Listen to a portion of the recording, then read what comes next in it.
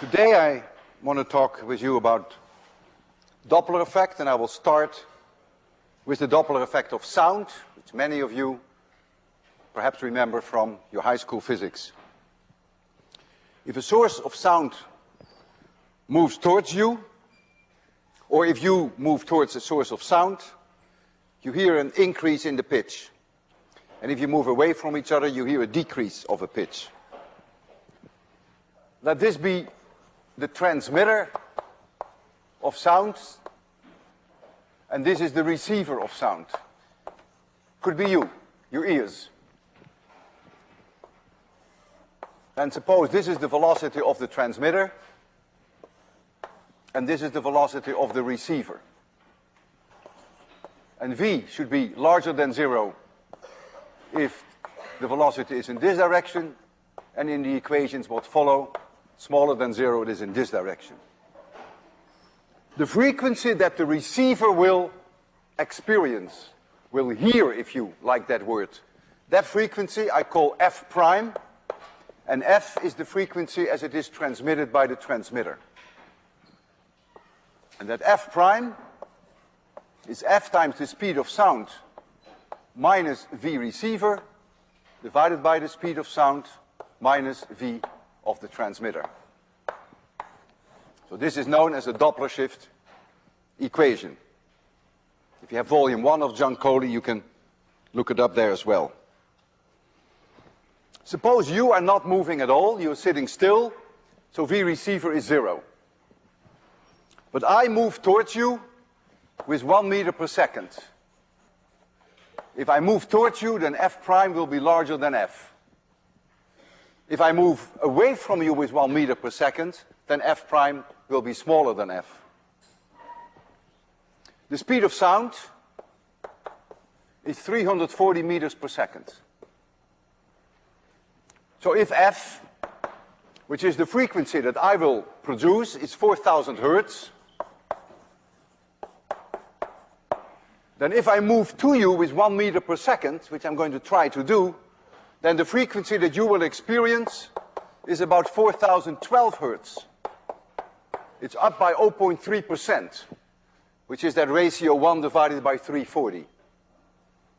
And if I move away from you with 1 meter per second, then the frequency that you will hear is about 12 hertz lower.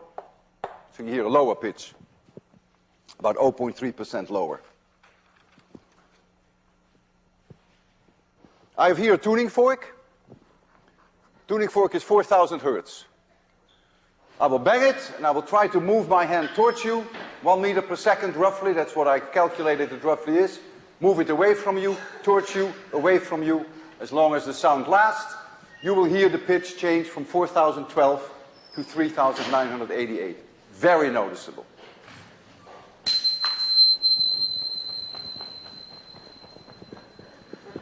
Have you heard it? Who has heard clearly the Doppler shift? Raise your hands, please. Okay. It's very clear. Increased frequency, and then when I move my hands away, a lower pitch. Now you may think that it makes no difference whether I move towards you or whether you move towards me. And that is indeed true if the speeds are very small compared to the speed of sound. But it is not true anymore when we approach the speed of sound. As an example, if you move away from me with the speed of sound, you will never hear me, because the sound will never catch up with you. And so f prime is 0. And you can indeed confirm that with this equation. But if I moved away from you with the speed of sound, for sure the sound will reach you. And the frequency that you will hear is only half of the one that I produce. So there's a huge asymmetry. Big difference whether I move or whether you move. So I now want to turn towards electromagnetic radiation. There is also Doppler shift in electromagnetic radiation. If you see a traffic light red, and you approach it with high enough speed, you will experience a higher frequency, and then you will see the wavelengths shorter than red, and you may even think it's green. You may even go through that traffic light. To calculate the proper relation between f prime and f requires special relativity. And so I will give you the final result. F prime is the one that you receive. F is the one that is emitted by the transmitter. And we get here then 1 minus beta divided by 1 plus beta to the power 1/2. And beta is v over c, c being the speed of light, and v being the speed, the relative speed between the transmitter and you. If beta is larger than 0, you are receding from each other in this equation. If beta is smaller than 0, you are approaching each other. You may wonder why we don't make a distinction now between the transmitter on the one hand, the velocity, and the receiver on the other hand. There's only one beta. Well, that is typical for special relativity. What counts is only relative motion. There is no such thing as absolute motion. The question, are you moving relative to me or I relative to you, is an illegal question in special relativity. What counts is only relative motion. If we are in vacuum, then lambda equals c divided by f, and so lambda prime equals c divided by f prime. Lambda prime is now the wavelength that you receive, and lambda is the wavelength that was emitted by the source.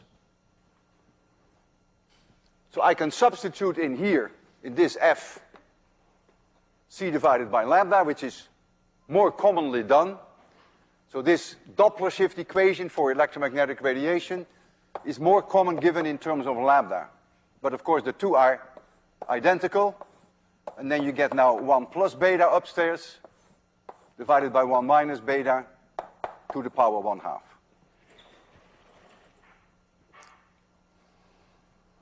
The velocity there, if I'm completely honest with you, is the radial velocity.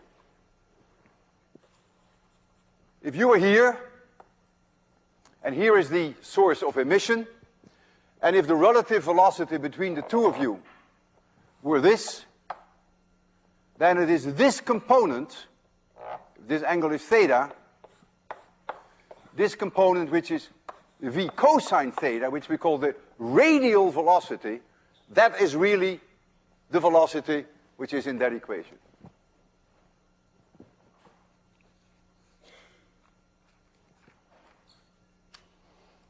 Police cars measure your speed with radar.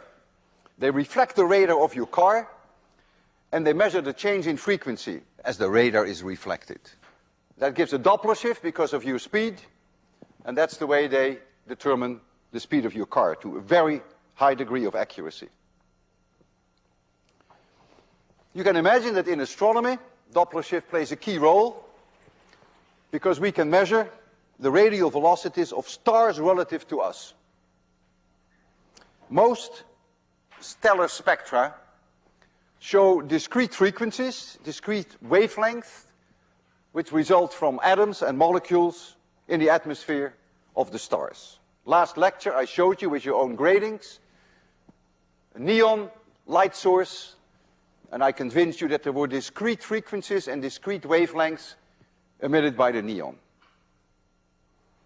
If a particular discrete wavelength, for instance in our own laboratory, would be 5,000 angstrom, I look at the star and I see that that wavelength is longer, lambda prime is larger than lambda, then I conclude lambda prime is larger than lambda.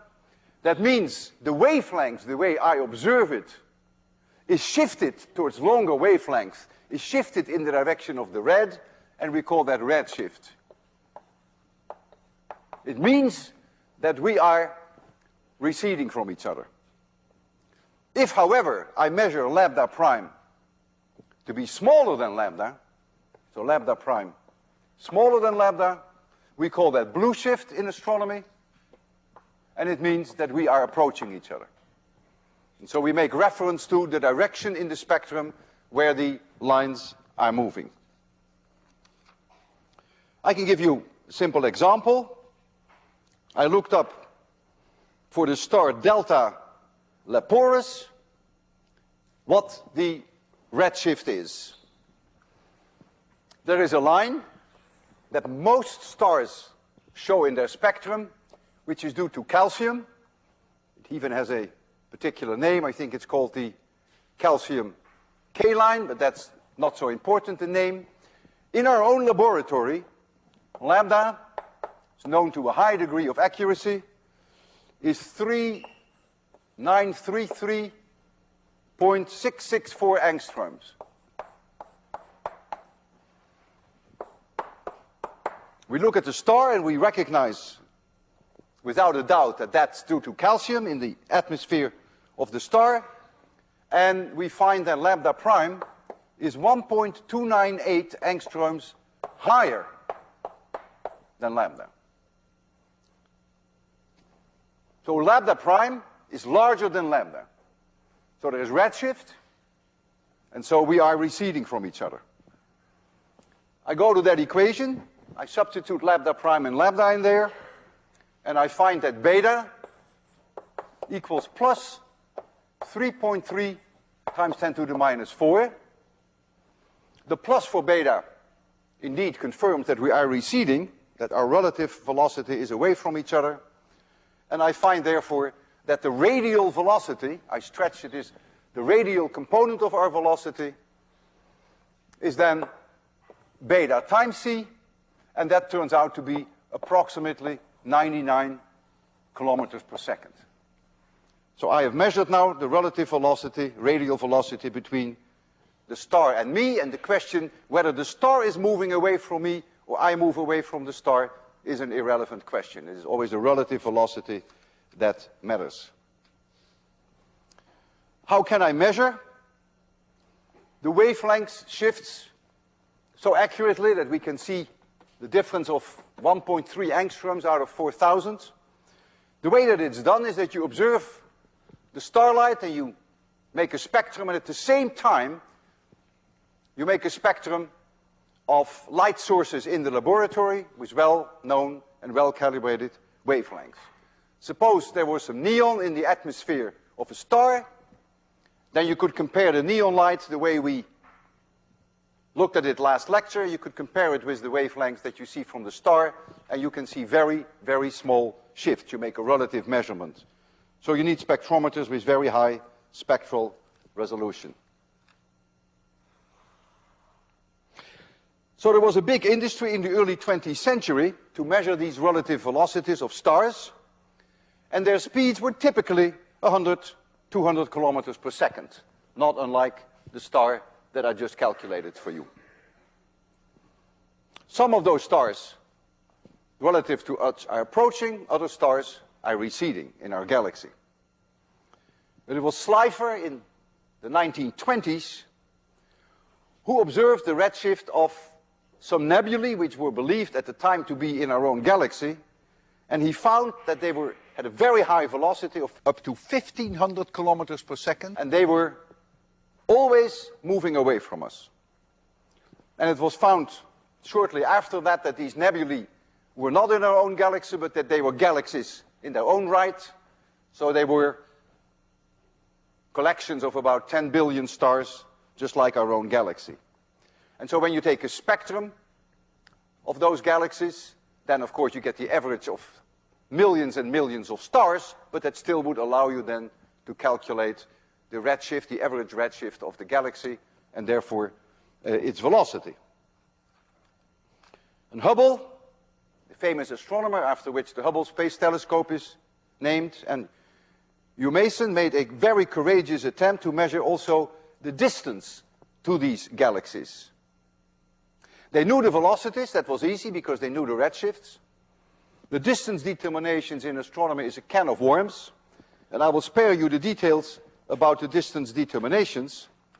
But Hubble made a spectacular discovery he found a linear relation between the velocity and the distances. And we know this as Hubble's law. And Hubble's law is that the velocity is a constant which is now named after Hubble, capital H, times d. And the modern value for h, is 72 kilometers per second per megaparsec. What is a megaparsec? A megaparsec is a distance. In astronomy, we don't deal with inches, we don't deal with kilometers. That is just not big enough. We deal with parsecs and megaparsecs. And 1 megaparsec is 3.26 times 10 to the 6 light years. And if you want that in kilometers, it's not an unreasonable question, it's about 3.1 times 10 to the 19 kilometers.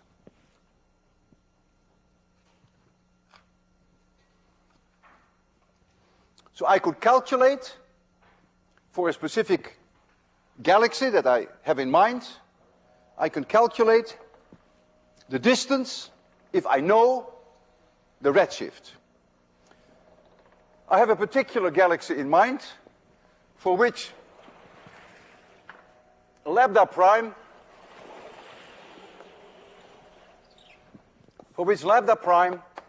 is 1.0033 times lambda. So notice again that the wavelength that I receive is indeed longer than lambda, so there is a redshift. I go to my Doppler shift equation, which is this one. I calculate beta, one equation with one unknown, can solve for beta, and I find now that V is 5,000 kilometers per second. Very straightforward, nothing special. Very easy calculation. But now with Hubble's law, I can calculate what d is, because d now is the velocity, which is 5,000 kilometers per second, divided by that 72, and that then is approximately 69 megaparsec. Again, we have the distance, if we do it in these units, in megaparsecs. That's about 225 million light years. And so the object is about 225 million light years away from us. So it took the light 225 million years to reach us. So when you see light from this object, you're looking back in time.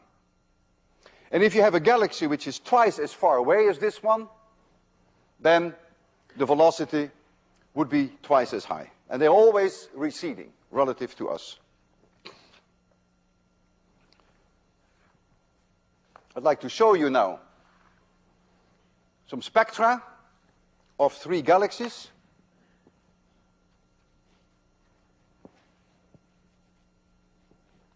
Can I have the first slide, John?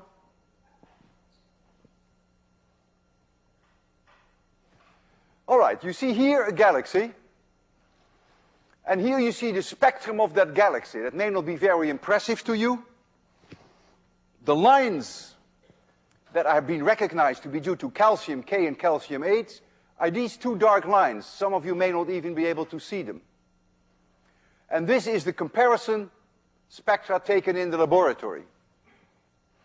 These lines are seen as dark lines, not as bright lines. We call them absorption lines. They are formed in the atmosphere of the star. Why they show up as dark lines and not as bright lines is not important now.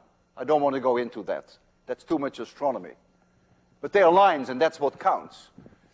And these lines are shifted towards the red part of the spectrum by a teeny-weeny little bit. You see here this little arrow.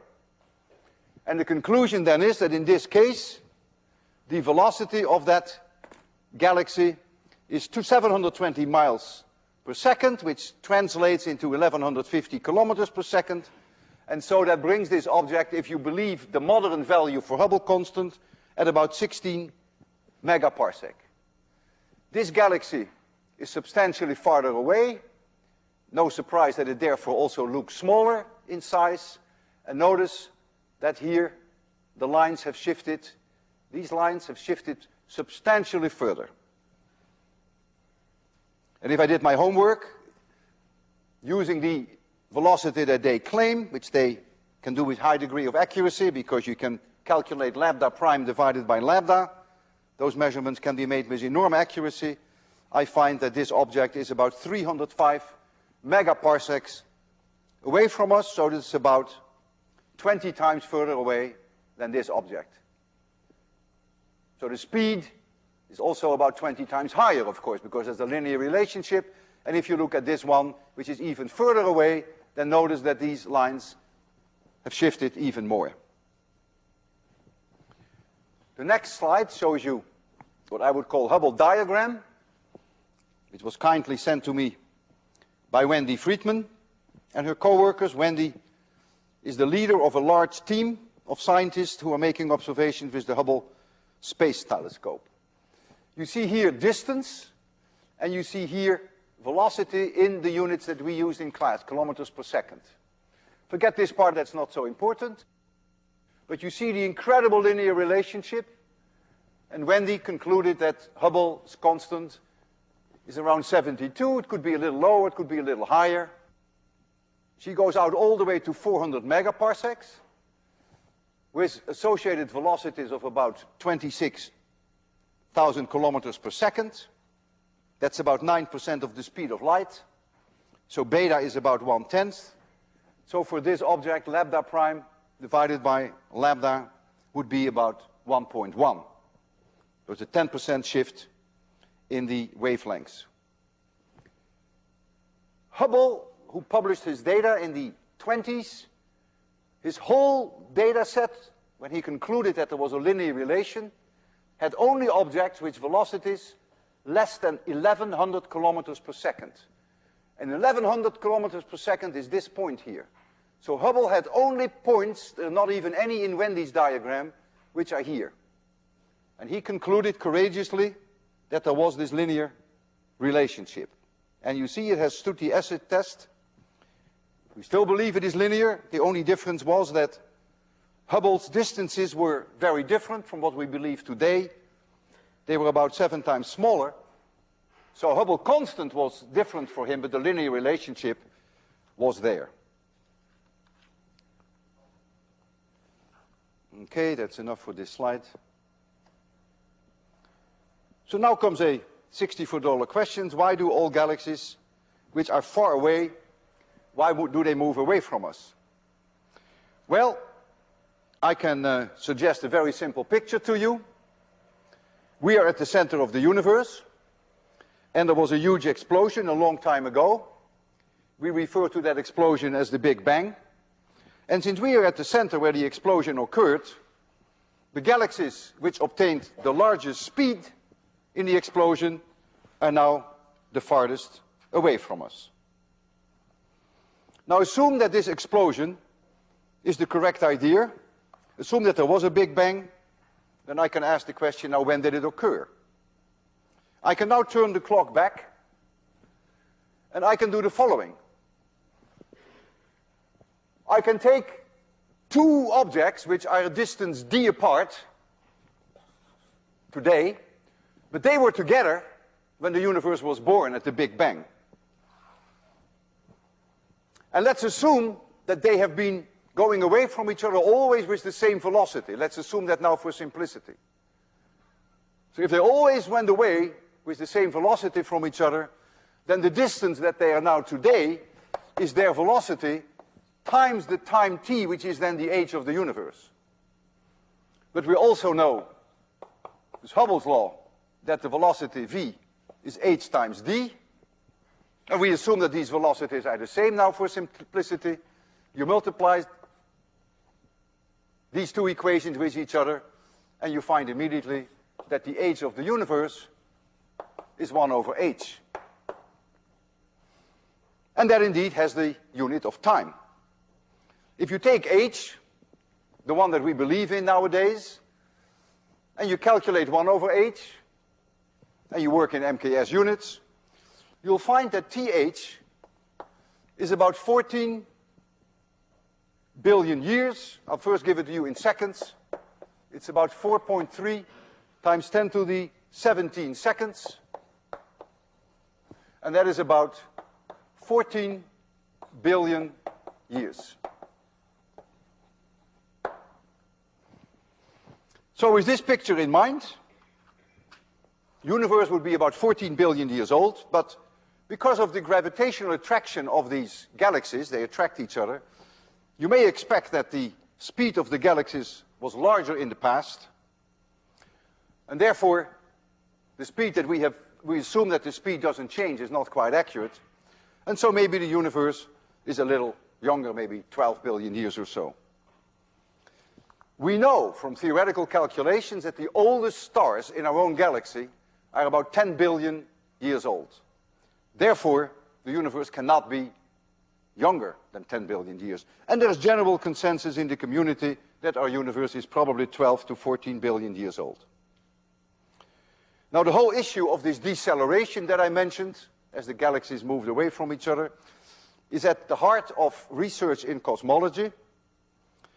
And in fact, it is now believed that very early on in the universe there was first acceleration, followed by deceleration, and maybe again acceleration. That is quite mysterious. Frontier research is going on in this area. And at MIT we have 3 world experts.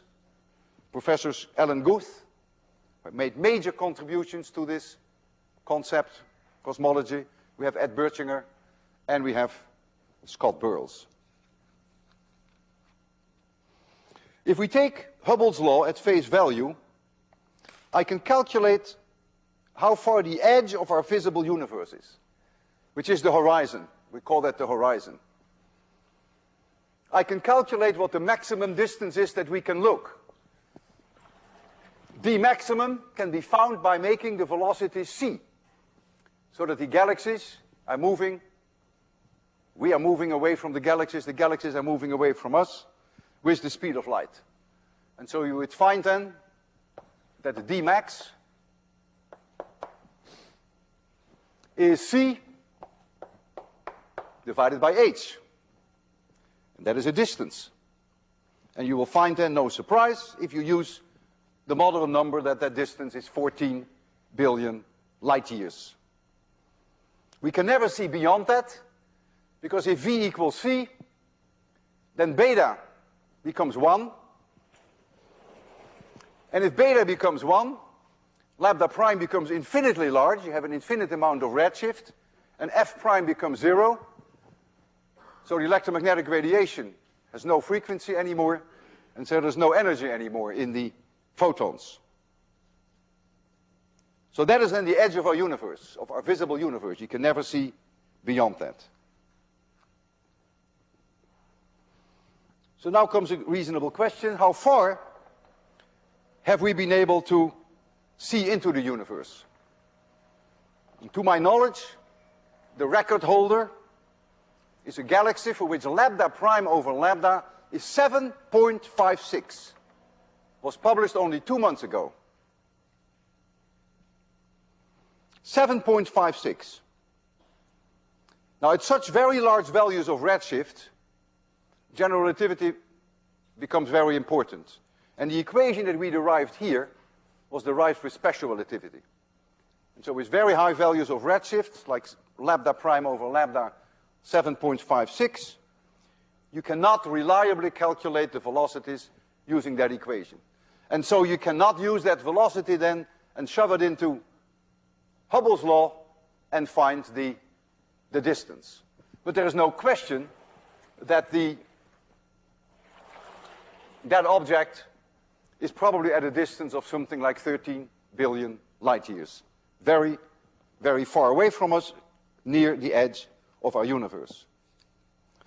I will show you an object that is also believed to be near the edge of the universe. It comes up in the next slide. The distance is roughly 12 billion light years. So for one, when you look at that object, there it is. It doesn't look very impressive, but what do you expect from an object that is 12 billion light years away from us?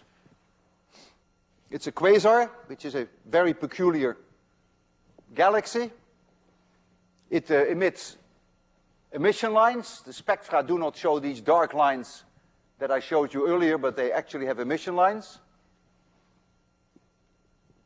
And the light that you see here was emitted some 12 billion years ago. And now comes the spectrum from this object in the next slide. This was published last year by Scott Anderson and his co-workers, University of Washington in Seattle. I have collaborated with Scott on many projects. So here you see the spectrum of that quasar that you just saw. And here you see a line, an emission line, at roughly 7,800 angstroms. And there are all reasons to believe that this, in the frame of reference of that quasar, was the Lyman alpha line, which is emitted by hydrogen, which is 1,216 angstroms. Now we have here 5,000, 4,000, 3,000, 2,000, 1,000. So here is roughly where the wavelength lambda is, and here is lambda prime. Lambda prime is 6.41 times larger than lambda. He mentioned 5.41, but Z is what astronomers in general quote, is lambda prime divided by lambda minus 1. So the ratio lambda prime over lambda is 6.41. Absolutely amazing that you can make such accurate measurements, such incredible, beautiful data. And this line is all the way in the infrared. You cannot see this with your naked eye anymore. Our eyes, I think, can only see up to 6,500.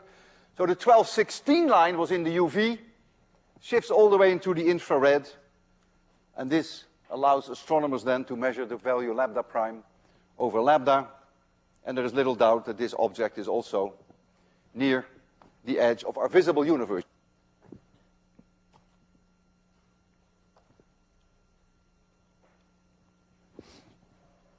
That's enough, John, thank you.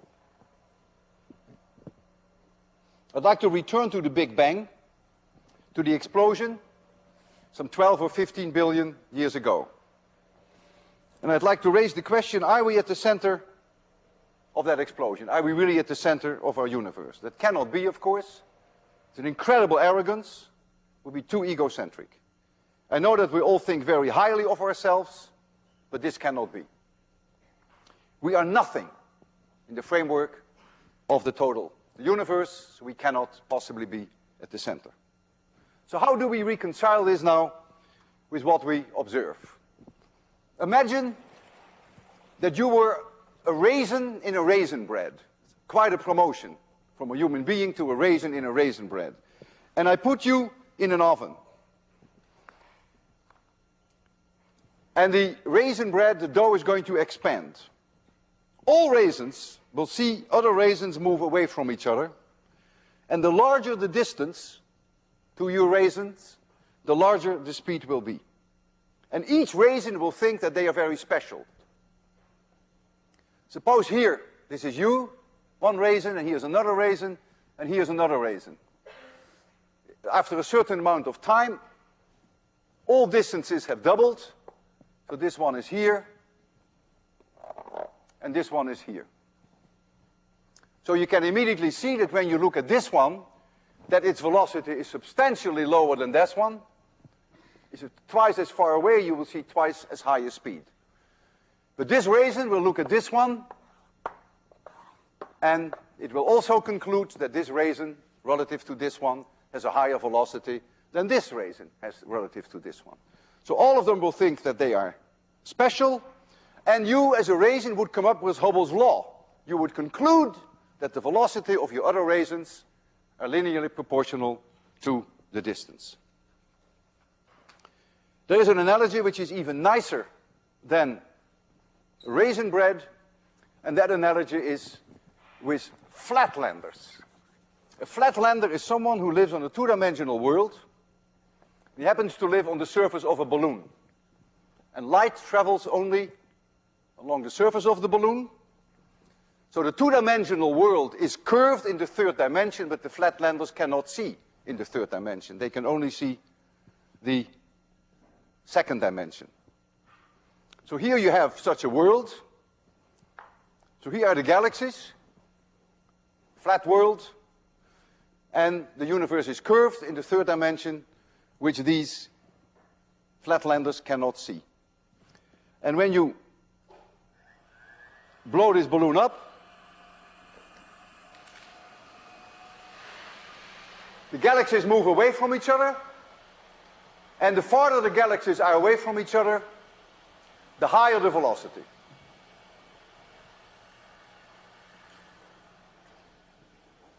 This model works actually quite well, and I want to pursue that in my next calculations. Let me first try to bring this universe to a halt, because I don't want the universe to collapse again. Ooh. Okay, I succeeded. So you can pursue this idea very nicely, and you can see that the flatlanders would draw quite amazing conclusions. Here is that balloon. The balloon has a radius r. Here is one galaxy, and here is another galaxy. And they are a distance s apart. I will call that later d, but now I want to call it s. You will see why. A little later in time, the universe has expanded. This galaxy is here, and this galaxy is here. And this distance now is r plus dr. And so this distance now between the two galaxies is s plus ds. And it follows immediately from the geometry that s plus ds divided by s is r plus dr divided by r. Simple high school geometry. I can work this out. I get SR plus RDS is SR plus SDR. I lose this SR. I divide by dt. ds dt is the velocity with which these two galaxies move away from each other. That's what they would measure in their universe. So there is a v here. It's clear that s is the distance between them. I will call that d again now. So that is d. And then I have 1 over r times the r dt. 1 over r. I will write this a little higher. dr over r. No, we had dr dt. So now I have 1 over r dr dt. And look at this. I have v equals d times something. And that something, at a given moment in time, has a unique value. R of the balloon has a unique value, and dr dt, which is the expansion velocity, also has a unique value. And so it's immediately obvious that in this universe, this is Hubble's constant. And this Hubble's constant is a function of time. It is changing with time. And it's obvious that it should change in time. There's no reason why it shouldn't do the same in our own galaxy. Because r in the past was much smaller. So even if you take an expansion velocity, which is constant, if r is smaller in the past, then h was larger in the past. And that is the reason why if you ever see a quote of h to be 72 kilometers per second per megaparsec, there's always a little zero here. And the zero means now. The zero means not a billion years from now and not a billion years ago. We really don't know what it was a billion years ago. Now don't carry this analogy between the 2D balloon and our own universe too far, but it gives some interesting insights. It is suggestive of the idea that our own three-dimensional space may be curved in the fourth dimension that we cannot see. This is very fascinating, and I would advise you, if you are interested in this area, that you take a course in cosmology. You should also take one in general relativity. It will open a whole new world for you. And both Alan Guth and Ed Birchinger and also Scott Burles are the experts in this area, and they happen to be one of our best teachers. So you can't lose there. Now comes a key question, and that is, will our universe expand forever? If the universe expands forever, we call that an open universe. That's just a name. It's also possible that our universe will come to a halt. That means that h, Hubble's constant, will become 0, that everything will stand still, no relative motion anymore, which then will be followed by collapse. And so all the redshifts will then come to 0 and will turn to blue shifts. It's the same idea, the same question. When you throw up an apple, will the apple come back or will the apple not come back? It depends on the speed of the apple and on the gravitational field of the Earth, and we all know that if you throw it fast enough, about 11 kilometers per second in the absence of atmosphere, the apple would never come back. Now, if only gravity played the key role in our universe, then we can do a very simple calculation. And the answer to whether or not our universe is open or closed would then depend on the average density of the universe. And when I say average density, then you have to think in terms of a big scale. You don't think in terms of Cambridge. That's not representative for the average density of the universe. Nor is our solar system. Nor is our galaxy. But you have to think probably on the scale of a few 100 million parsecs, maybe 500 megaparsecs. And so I bring you out now into the universe. Here is the universe, and these are galaxies. And here is a sphere, which has a radius r, and that's on a scale of about 500 megaparsecs. So rho, the average density, is representative for the universe. And here, let's suppose you were here, where I can take any part in the universe, there's nothing special about it. And you see here a galaxy, and that galaxy moves away from you with the velocity v. That galaxy has a mass little m. The mass inside here, capital M, inside this sphere, is 4/3 pi r cubed times rho. It's the average density, right? Now we know from Newton that the force that this galaxy will experience is only determined by the mass inside this sphere and not by the mass outside the sphere. And so if I want to calculate whether these two objects will forever move away from each other or whether they will fall back to each other, then all I have to make sure that I make the total energy 0, the sum of the kinetic energy and the potential energy must be 0. So 1/2 mv squared of this object must be mmg divided by r. That is when the total energy is 0. We will expand forever and ever and ever, and it will never come back. Little m cancels out. For capital M, I can write 4/3 pi r cubed rho. Here comes my g, and here comes r. Notice that the r cubed upstairs becomes r squared. And so if I have an r squared here and I have a v squared here, remember that v divided by r, that is Hubble's constant.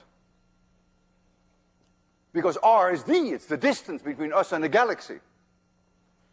And so v squared divided by r squared is the Hubble constant as we measure it today, squared.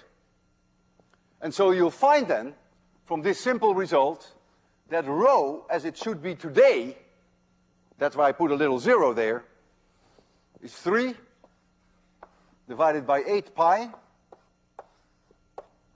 I get a g there, and I get h0 squared.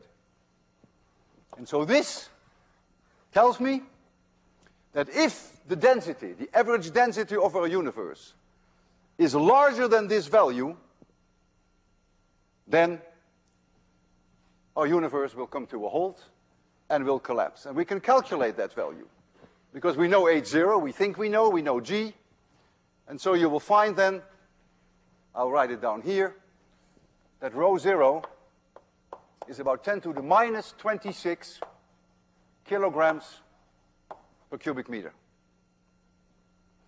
And so if rho is smaller than this amount, then we will continue to expand forever. The universe would be open. If the mean density right now is larger than that amount, then the expansion will come to a halt. Redshift will become blue shifts, and we will collapse again.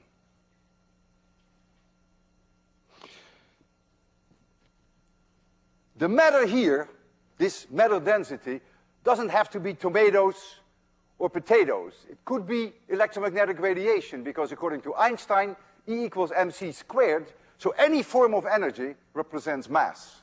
So don't think of it necessarily as this being the stars and galaxies and tomatoes. It is generally believed today that the expansion of our universe will not come to a halt and collapse. But our views could change. Enormous development has been going on in the last 10 years, and you can read about that in the New York Times. Almost every month you will read something about the enormous progress that's being made in cosmology, and of course the idea of whether or not the universe will expand forever, whether it's open or whether it is closed, is something that's emotionally an important issue for us. If the universe is open, and it will expand forever, and stars will all burn out, and the universe will become a cold, dead, and boring place. If, however, the universe is closed, the expansion will come to a halt, it will collapse, and it will end up with what we call the Big Crunch, as opposed to the Big Bang. And it will be hot, there will be fireworks, it will be like the early days of the Big Bang. Temperatures of billions of degrees. I'd like to read a poem from Robert Frost, which he wrote in 1920. It's called Fire and Ice. Some say the world will end in fire, some say in ice. From what I've tasted of desire, I hold with those who favor fire. But if it had to perish twice, I think I know enough of hate to know that for destruction, ice is also great and would suffice. There are many people who want our universe to be closed, probably for emotional reasons, maybe for religious reasons, maybe it's more aesthetic, maybe it's more reassuring, maybe it's more romantic. I don't know. But if it's open, the end is not very spectacular. T.S. Eliot wrote, "This is the way the world ends, not with a bang, but a whimper." Now, it is conceivable that the expansion of the universe will come to a halt and that the universe will ultimately collapse. We will have a big crunch, and it is even conceivable that a new universe will then be born afterwards, that there will be a new Big Bang. And if the evolution of that universe were a carbon copy, exact carbon copy of the present universe, a few thousand billion years from now, we may have a great 802 reunion. Same place, same time, same people. Perhaps see you then.